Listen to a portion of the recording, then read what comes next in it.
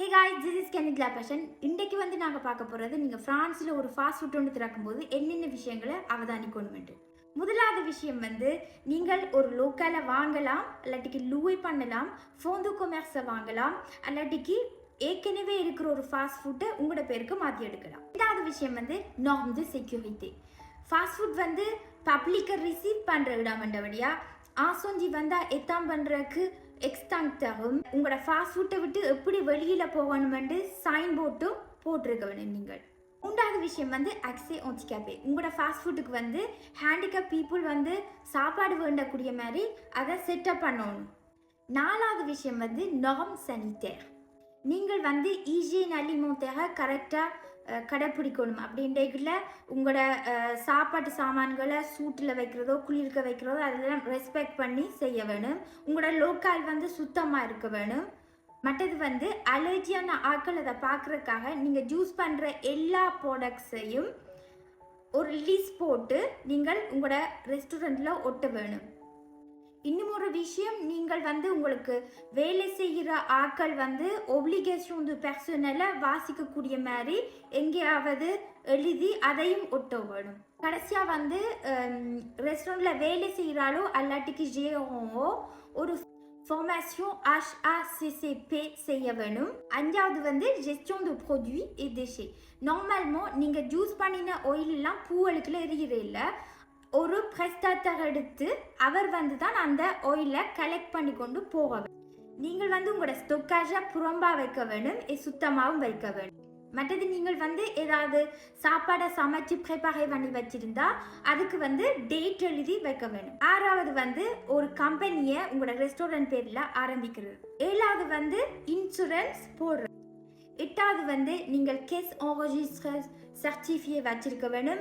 மற்றது டெர்மினல் சேவை பே பண்ணுறதுக்கு எடுக்க வேணும். மற்றது நீங்கள் வேணுமெண்டா லொக்கேஷனுக்கு எடுக்கலாம், தே பான் டு கமாண்ட். ஒன்பதாவது நீங்கள் விற்கிற மெனுண்ட கூதுரோவியாவை எப்படி கால்குலேட் பண்ணுறது உங்களுக்கு நான் சொல்லிக் கொடுக்குறேன். நாங்கள் 15 பாக்கெட் பிரியாணி செய்கிறதுக்கு என்னென்ன தேவையான்னு பார்ப்போம்.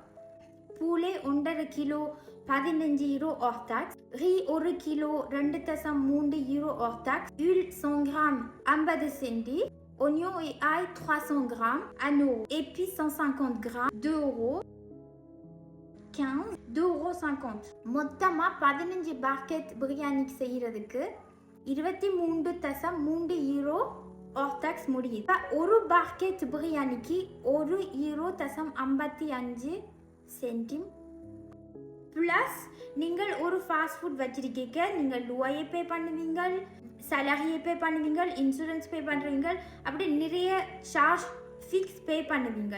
அப்படி என்றைக்க நீங்கள் ஃபுல்லாக மந்த்துக்கு எவ்வளவு சார்ஜ் பே பண்ணுவீங்களு ஒரு எஸ்டிமேஷன் போட்டுட்டு நீங்கள் எவ்வளவு மாதத்துக்கு பிரியாணி பாக்கெட் விற்பீங்களுண்டும் ஒரு எஸ்டிமேஷன் போட்டுட்டு அந்த கூஃபிக்ஸை நீங்கள் இந்த கால்குலில் ஆட் பண்ணலாம்.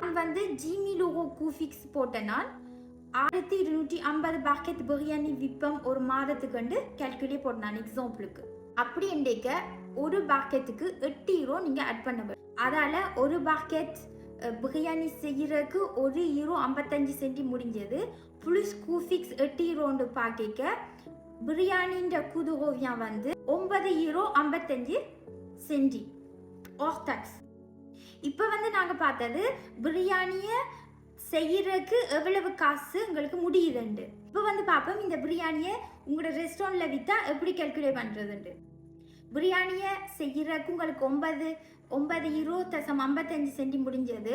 அதில் உங்களுக்கு 50% வச்சிங்கள் மார்ஜ் 4.78 யூரோ வருது. ப்ரீ டு வாண்ட் hors taxe உங்களோட பாக்கெட் பிரியாணி 14.33 யூரோ. அதில் நீங்கள் தேவையாக ஆட் பண்ணிட்டு தான் நீங்கள் ப்ரீ டு வாண்ட்டை ஃபிக்ஸ் பண்ணுறது. இப்போ 14 யூரோ 33 hors taxeல 10% தேவையாக போட்டால் 15 யூரோ 76 சென்டிம் தான் உங்களோட ப்ரீ டு வாண்ட் ஒரு பாக்கெட்டுக்கு வருது. இதே பிரியாணியை நீங்கள் ஊபர் ஈட்ஸில் விற்றீங்கன்னா எவ்வளவு காசு இருக்குமென்று பார்ப்போம். நீங்கள் பிரியாணி செய்கிறதுக்கு 9.55 சென்டி முடிஞ்சது hors taxe. அதில் நீங்கள் 50% உங்களுக்கு வரும் மார்ஜா ஆட் பண்ணினா இதுவும் டாக்டெக்ஸ் 14.33 யூரோன்னு நாங்கள் சொன்னாங்க.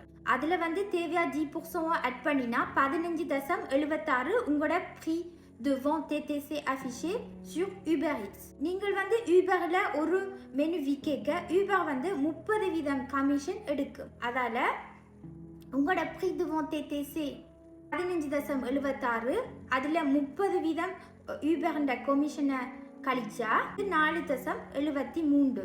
அது வந்து ஆஃப் டாக்ஸ். அதில் வந்து அவியல் 20% தேவையா ஆட் பண்ணுறது. யூபர்ன்ற கமிஷன் TTC எவ்வளவு வருமெண்டா 73 ப்ளஸ் 0.95 மொத்தமாக 5 யூரோ 68 சென்டில் யூபர் உங்களோட வித்த ப்ரீயிலிருந்து கழிப்பினா. அதனால் யூபர் உங்களுக்கு திருப்பி உங்களோட பேங்குக்கு போடுற காசு எவ்வளோ வேண்டாம் 15.76 யூரோக்கு நீங்கள் ஒரு பிரியாணி பாக்கெட்டை விற்ற நீங்கள் அதில் அவண்ட கமிஷன் 5 யூரோ 68 சென்டிமை கழிச்சு போட்டு மிச்சம் 10 யூரோ 8 சென்டி உங்களுக்கு போடுவீங்க. 10வது வந்து நீங்கள் ஆல்கஹால் விற்க போகிறீங்களா ஃபார்மேஷன்கள் செய்ய வேண்டும். நீங்கள் ஆல்கஹால் எம்பர்ட்டே இரவில் விற்க போகிறீங்களா PVBAN என்ற ஃபார்மேஷன் நீங்கள் செய்ய வேணும். 7 மணித்தியாலம் தான் ஒரு 300 ரூபாய்க்குள்ளே தான் இருக்கும். அது வந்து நீங்கள் உங்களோட சாப்பாட்டோட ஆல்கஹால் சர்வ் பண்ண போகிறீங்களா நீங்கள் வந்து வேறொரு ஃபார்மேஷன் செய்ய வேணும். பெர்மி d'exploitation அது 20 heures de formation à peu près 550 € முடியும். ஆனால் நீங்கள் 15 நாளுக்கு முதல் உங்களோட மேரிக்கு இன்ஃபார்ம் பண்ண வேணும் நான் ஆல்கஹால் விற்கிறேன்ட்டு. 11வது விஷயம் வந்து கொண்டாபிலிட்டி. பிரான்ஸில் இருக்கிற எல்லா கம்பெனியுமே கொண்டாபிலிட்டி செய்ய வேணும். ரெஸ்டோரேஷனை பொறுத்த வரைக்கும் நீங்கள் வந்து ஃபேக்சர் d'achat, ஃபேக்சர் de vente, பேங்க், டிக்கெட் கேஸ் எல்லாமே உங்களோட கொண்டாபிளுக்கு கொடுக்க வேணும். உங்களோட கேஸில் இருந்து